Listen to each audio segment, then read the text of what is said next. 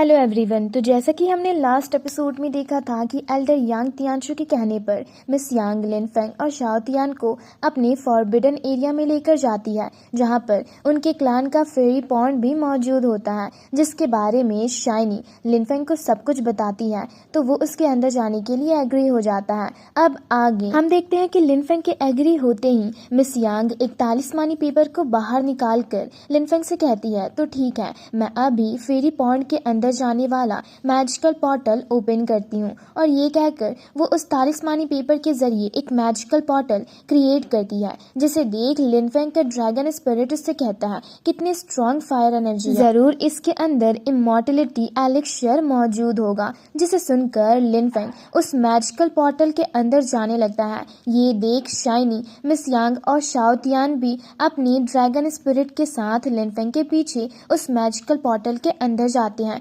जहां पहुंचकर Shao Tian कहता है, यहाँ पर तो काफी सारे स्पेस क्रैक्स और फायर टोर्नाडोस मौजूद हैं। जिसे सुनकर उसका ड्रैगन स्पिरिट अपने स्वॉर्ड के अंदर चला जाता है। वहीं चारों तरफ की सिचुएशन को देख लिन फेंग शाओ तियान को इधर उधर भागने से मना करता है। तो वहीं शाओ तियान वहां के फायर एनर्जी को देख लिन फेंग से कहता है, मास्टर, ये जगह बहुत खतरनाक है। जिसे सुनकर मिस यांग उन्हें बताती है कि ये जगह बहुत पहले एक एंशियंट बैटलफील्ड हुआ करता था, जहां पर मेरे क्लान के काफी सारे रेसेस कैद थे, जो कि अब सीक्रेट प्लेस में कन्वर्ट हो गए हैं। इसलिए जो भी इनके अंदर जाने की कोशिश करता है, वो इसके ऊपर लगी रेस्ट्रिक्शन बान में फंस जाता है। पर ये रेस्ट्रिक्शन एंट्री बान अब भी बहुत वीक है, नहीं तो अब तक तुम राख में बदल गए होते। जिस पर शाओ तियान कहता है, इसका मतलब आपके एंसेस्टर काफी पावरफुल थे। तो शानी काफी खुश होकर कहती है, हाँ बिल्कुल, हमारे एंसेस्टर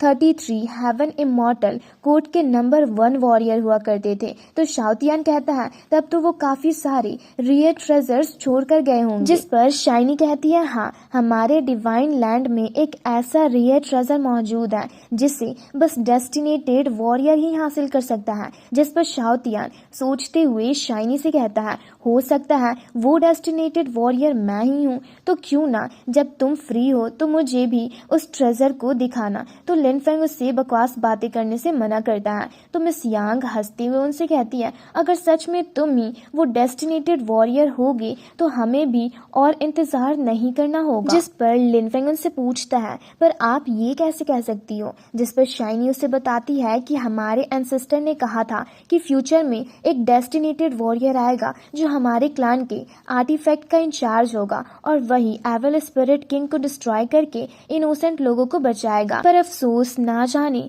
कितने हजार साल बीत गए, पर अब तक वो डेस्टिनेटेड वॉरियर यहाँ पर नहीं आया। तभी लिन फेंग का ड्रैगन स्पिरिट उसे बताता है कि यहाँ बस थोड़ी दूर पर एक 9 लीफ डिवाइन फ्लावर है। जिसे सुनकर लिन फेंग आगे देखता है तो उसे वो डिवाइन फ्लावर दिख जाता है, पर उसके चारों तरफ रेस्ट्रिक्शन बांध लगा होता है। जिसे देख लिन फेंग काफी खुश होकर कहता है कि ये डिवाइन फ्लावर एटलीस्ट 3000 साल पुराना तो होगा ही। जिस पर मिस यांग उसे उसके सराउंडिंग से केयरफुल रहने को कहती है। जिस पर लिन फेंग उनसे कहता है, वो डिवाइन फ्लावर काफी लोगों की स्ट्रेंथ को इम्प्रूव करने के लिए इनफ होगी। जिस पर मिस यांग काफी परेशान होते हुए उसे बताती है कि ये जगह बहुत खतरनाक है और इस डिवाइन फ्लावर को हासिल करने के चक्कर में ना जाने कितने सारे पावरफुल लोगों ने इसके ट्रिब्यूलेशन रिलम में अपनी जान गंवा दी। और तुम्हारा इससे लेने जाने का मतलब खुद को मौत के मुंह में भेजना होगा। और अगर ऑनेस्टली मैं कहूँ तो एल्डर यांग तियानशु ने तुम्हें यहाँ पर इसलिए आने दिया क्योंकि उन्हें पता है कि आम कल्टीवेटर फॉरबिडन एरियाज के मैजिकल वेपन को ऑब्टेन नहीं कर सकते। तो लिन फेंग कहता है, हाँ सही कहा, पर ये डिवाइन फ्लावर तुम्हारे एल्डर यांग तियानशु के इलनेस के लिए भी काफी बेनिफिशियल होगा। तो मिस यांग उससे काफी परेशान होते हुए कहती है, क्या तुमने मेरी बात नहीं सुनी? ये डिवाइन फ्लावर मेरी एल्डर यांग तियानशु भी हासिल नहीं कर सकती। तो लिन फेंग कहता है, हाँ मैं समझ गया। जिस पर शाइनी काफी खुश होकर कहती है, क्या तुम सच में इमॉर्टल लेवल के रेस्ट्रिक्शन को भी ब्रेक थ्रू करना चाहते हो? जिस पर शाओ तियान से कहता है, हाँ, क्योंकि मेरे मास्टर के लिए तो ये बाएं हाथ का खेल होगा। तो लिन फेंग उनसे कहता है, पर मुझे इसे ब्रेक करने से पहले एक बार अच्छे से सोचना होगा। ये सुनकर शाइनी काफी खुश होकर कहती है, तब तो ये काफी अच्छी बात है क्योंकि क्योंकि हमने इससे पहले भी काफ़ी कोशिश किया है इसे हासिल करने का, पर हम सबको इसके रेस्ट्रिक्शन बान के कारण सफ़र करना पड़ा और हम उस डिवाइन फ्लावर को हासिल भी नहीं कर पाए। तो लिनफेंग कहता है ठीक है, तो मैं इसे लेने जाता हूँ, जिस पर मिस यांग उसे केयरफुल रहने को कहती है। तभी लिनफेंग का ड्रैगन स्पिरिट उसे बताता है कि इस फेरी पॉन्ड की गहराई में एक ट्रू इमॉर्टल ट्रेजर मौजूद है जिसके पास काफी सारे मैजिकल पावर्स भी है। ये सुनकर लिनफेंग अपनी मैजिकल पावर्स के जरिए फेरी पॉन्ड के गहराइयों में देखता है तो उसे सच में वो ट्रेजर दिखता है। तो वो आगे जाकर अपने ड्रैगन स्पिरिट से पूछता है क्या आप इन ट्रेजर्स की रेस्ट्रिक्शन बान को इजीली ब्रेक कर सकते हो। तो वो कहता है हाँ, जिस पर लिनफेंग कहता है तो आप मेरी मदद क्यों नहीं करते। तो वो कहता है क्योंकि मेरे पास अभी मेरी ट्रू स्ट्रेंथ अवेलेबल नहीं है, पर उस डिवाइन फ्लावर को एब्जॉर्व करने के बाद मुझे बिल्कुल भी इन एंटिक ट्रेजर से डरने की जरूरत नहीं होगी। तो लिनफेंग कहता है तो ठीक है, चलो इसे हासिल करने का प्लान स्टार्ट करते हैं। और ये कहकर वो अपनी पावर्स का यूज करने लगता है। वहीं दूसरी तरफ हम एल्डर यांग जियो शांग को देखते हैं जो किसी इमॉर्टल स्वॉर्ड मास्टर से मिलने गए होते हैं। तभी उस इमॉर्टल स्वॉर्ड मास्टर का ग्रैंडसन शिन जियान उनसे कहता है पर ग्रैंडपा अभी बिजी है इसलिए वो आपसे नहीं मिल सकते। जिस पर एल्डर यांग जियो शांग उससे कहते हैं कि एल्डर यांग तियानशु की जान खतरे में है और वो किसी गुफेंग नाम के बंदे के कंट्रोल में भी है, और अगर इमॉर्टल स्वॉर्ड मास्टर ने इसका इंसाफ नहीं किया तो 3 आई ट्राइब डिस्ट्रॉय हो जाएगा। जिस पर शिन जियान उनसे पूछता है पर ये कौन और ये आया कहाँ से है और आखिर ये सब कैसे हो सकता है।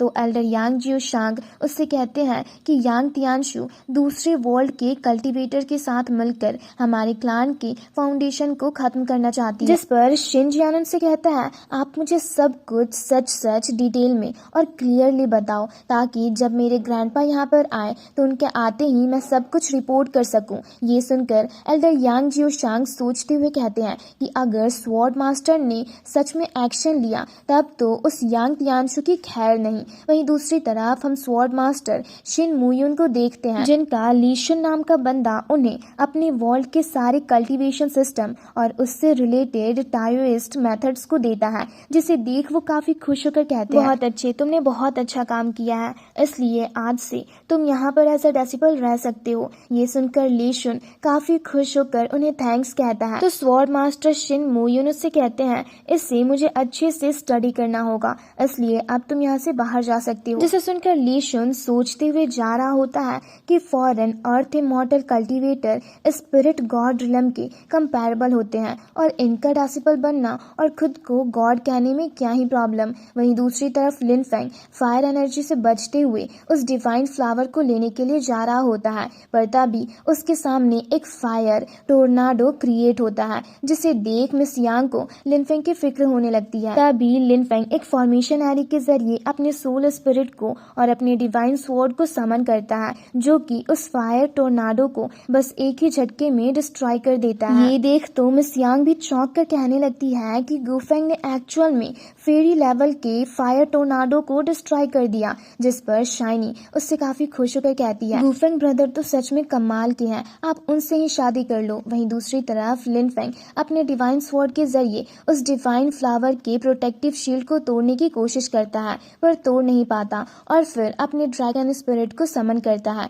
जो कि उस 9 लीफ डिवाइन फ्लावर को अपनी ओर खींचने की कोशिश करता है पर खींच नहीं पा रहा होता। इसलिए लिनफेंग अपने मैजिकल हैंड के जरिए उस डिवाइन फ्लावर के प्रोटेक्टिव शील्ड को रिमूव कर देता है। ये देख तो मिस यांग और शाइनी हैरान रह जाते हैं, जहां शाइनी ये भी कहती है कि गुफेंग ब्रदर ने ट्रू इमॉर्टल लेवल के प्रोटेक्टिव शील्ड को रिमूव कर दिया। ऐसा तो नहीं कि ये एक रियल ट्रू इमॉर्टल वॉरियर है। जिसे सुनकर मिस यांग भी सोचते हुए कहती है कि इन्होंने एल्डर यांग तियानशु को भी बचा लिया और साथ ही रेस्ट्रिक्शन बान को भी इजीली ब्रेक कर दिया। कहीं यही हमारे क्लान के डेस्टिनेटेड वॉरियर तो नहीं। और उसके ऐसा कहते ही हमारा आज का ये एपिसोड यहीं पर खत्म होता है। तो अगर आप लोगों को ये वीडियो पसंद आई हो तो इसे लाइक और इस पर एक प्यारा सा कमेंट जरूर करना। साथ ही हमारे चैनल को सब्सक्राइब करना मत भूलना ताकि आप लोगों को ऐसी ही सीरीज जल्दी देखने को मिल सके। तो जल्दी मिलते हैं इसके एक और लेटेस्ट एपिसोड के साथ। Thanks for watching.